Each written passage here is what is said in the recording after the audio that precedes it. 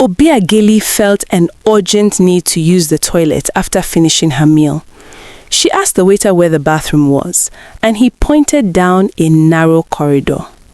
When she got there, someone was inside, and her situation was becoming desperate.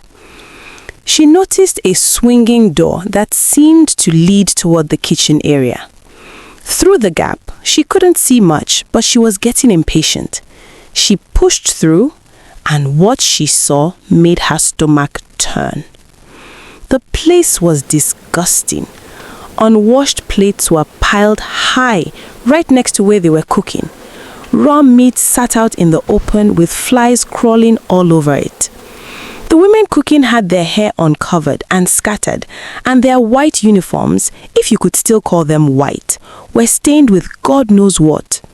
They looked like they hadn't been washed in months. The floor was slippery with grease and dirt. Rats moved about like they owned the place. Then, Obiageli saw the head chef, a large dark woman in a sleeveless dress. Her teeth were brown and rotten. Her armpit hair was fake and unkempt. Obiageli nearly fainted when she saw the woman scratch her unwashed armpit with the cooking spoon, then go right back to stirring the pot with that same spoon. Obiageli held her stomach with one hand and covered her nose with the other. The smell alone was enough to finish her. She stumbled back to the dining area, her head spinning. The moment she got outside, she bent over and vomited everything she'd just eaten. She couldn't believe what she'd just seen. Obiageli had always bought food from outside. She never learned to cook. She knew every popular restaurant and food spot in town and had eaten at all of them. Every evening, she'd pick a different place. Her friend Zainab used to warn her all the time. Obiageli, you know say to buy things from market and cook them yourself, they cheaper and safer. Why you they waste money on outside food? But Obiageli never listened. She didn't see anything wrong with it. It was just how she'd always lived. Growing up, her parents were always busy with work and business. They had no time for their children or the home. Mr. and Mrs. Okonko had 3 children, Obiageli, Chukwemeka, and Chiamaka. Once the children started school, their parents became even more absent. Every morning before school, their parents gave them money to buy food. When they came back in the afternoon, they'd buy lunch from the woman selling rice down the street. In the evening, they'd buy dinner before their parents returned home late at night. Obiageli, being the oldest, practically raised herself and her younger ones. She never learned to cook because her mother never taught her. Her father was a well-known long-distance driver who traveled all over the country, sometimes gone for 2 or 3 months. He didn't care much about the home, only about making money. Her mother had a shop in the main market and was there from morning till night. She left very early to beat the traffic and came back after the children had slept. Obiageli grew up taking care of herself and her siblings without any parent around. Buying food from outside became normal. All 3 of them grew up preferring takeaway and street food to proper home-cooked meals. Before Obiageli finished university, her father died in a terrible motor accident. Her siblings started helping her mother in the market as her business grew and she was getting older. After Obiageli graduated, she was posted to a rural school far from home for her 1-year national service. When she arrived, she quickly settled in. That's where she met Zainab. Zainab was another copper posted to the same school. They became close friends and started living together like sisters. Unlike Obiageli, Zainab rarely bought food outside. She would go to the market, buy foodstuff, and cook. Obiageli, on the other hand, didn't know how. Once she settled into her new environment, Obiageli began scouting the area for food vendors and restaurants, trying to figure out which ones had the best food at good prices. Every day, she'd eat at different places to sample what they had. Zainab noticed that Obiageli had no pots, no plates, nothing for cooking. It found it strange that she preferred eating out and avoided the kitchen entirely. One day, Zainab asked Obiageli, Now you no say to dey cook your own food, they save money and it dey more hygienic. Why you dey always waste money to buy food outside? Obiageli snapped at her. Na my money, na I to beg you for money. Wetin concern you with how I dey live my life? Zainab felt bad. She apologized and said she was only looking out for her. Still, nothing changed. Obiageli continued buying and eating food outside. One day, as Obiageli and Zainab were coming back from work, a fine, well-dressed young man approached them. He introduced himself as Chinedu. He asked to speak to Obiageli privately, and he told her he was interested in her. They exchanged numbers and started talking regularly. Chinedu was a businessman with shops in different parts of the country.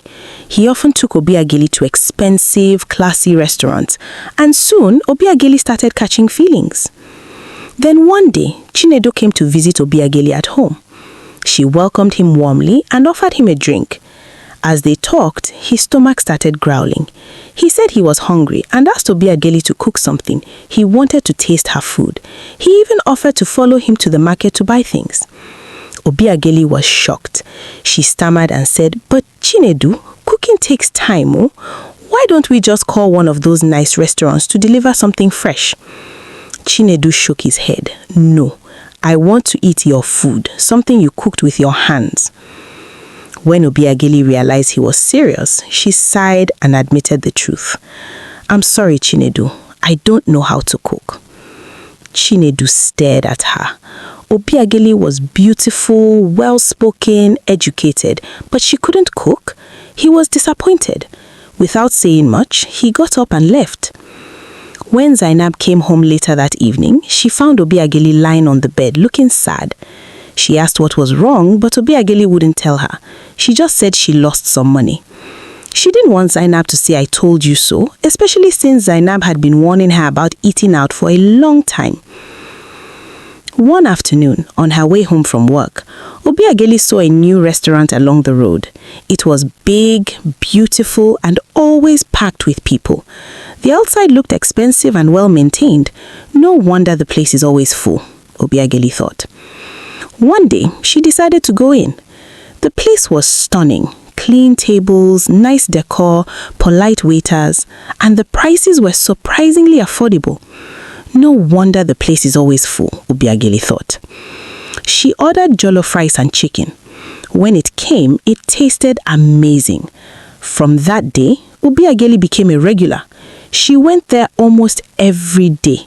The staff got to know her. Sometimes, when she was too tired after work, she'd call them to deliver food to her office.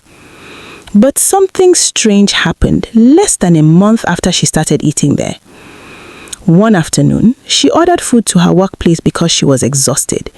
When the food arrived, she started eating quickly as usual. Near the end of the meal, she saw something dark at the bottom of the plate. It was a dead cockroach. Obiageli froze as she stared at it in disbelief.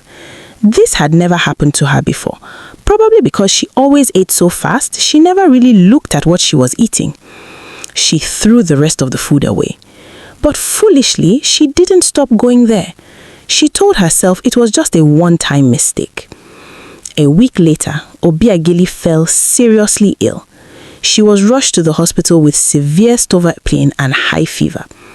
The doctor examined her and said she had an infection caused by dangerous bacteria that only thrived in very dirty environments. Make sure your kitchen and where you eat is always clean, the doctor warned. You're lucky you came in time. This kind of thing can kill someone in a few days. Obiageli thanked him and was discharged with drugs. When she got home, Zainab took care of her. Whenever Zainab cooked, she made sure to give her some. But after Obiageli recovered, she didn't change. She went right back to buying food outside. Worse, she kept going to the same restaurant where she'd found the cockroach. Within 3 weeks, she was hospitalized again. When it happened a third time, Obiageli decided to find out for herself why she kept getting sick after eating from that restaurant. The place looked so clean and expensive. How could the food be bad? One weekend, Obiageli went to the restaurant in the afternoon. She ordered her usual meal, but didn't rush through it this time. She inspected every spoon carefully to make sure nothing was inside. After she finished, she told the waiter she wanted to use the restroom. He directed her down a hallway. When she got there, someone was inside, so she decided to look around. As she walked down the corridor, she saw the swinging door that led to the kitchen. She peeped through, and what she saw shook her to the core. Dirty plates everywhere. Raw meat sitting in the open with flies feasting on it. The women cooking had rough, uncombed hair. Their uniforms were filthy and stained. The floor was greasy and wet, with rats running around freely. Then she saw the head chef, a big dark woman in a sleeveless gown. Her teeth were rotten. Her armpit hair was thick and dirty.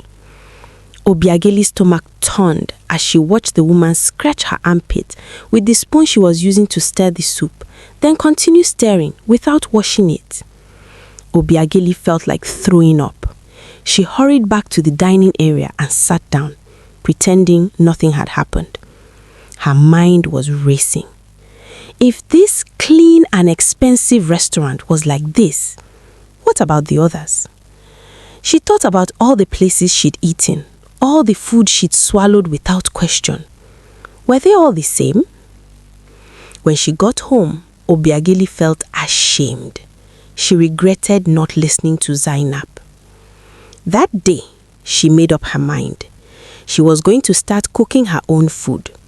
She cleaned out her small kitchen corner. She went online and started watching cooking videos.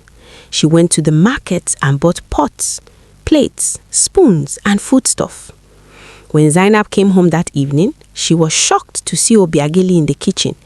She quickly changed her clothes and joined her. Together, they finished cooking.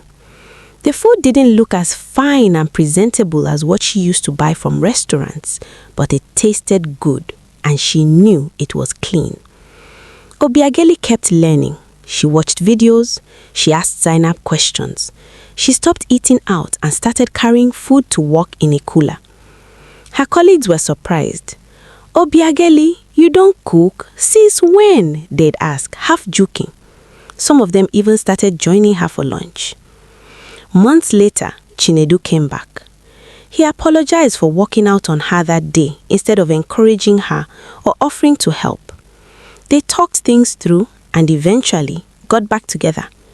A few months after that, they got married. The lessons in this story are clear. Not everyone or everything is as clean as it looks. Sometimes you need to see where your food is actually coming from. No matter how busy you are, make time for your children.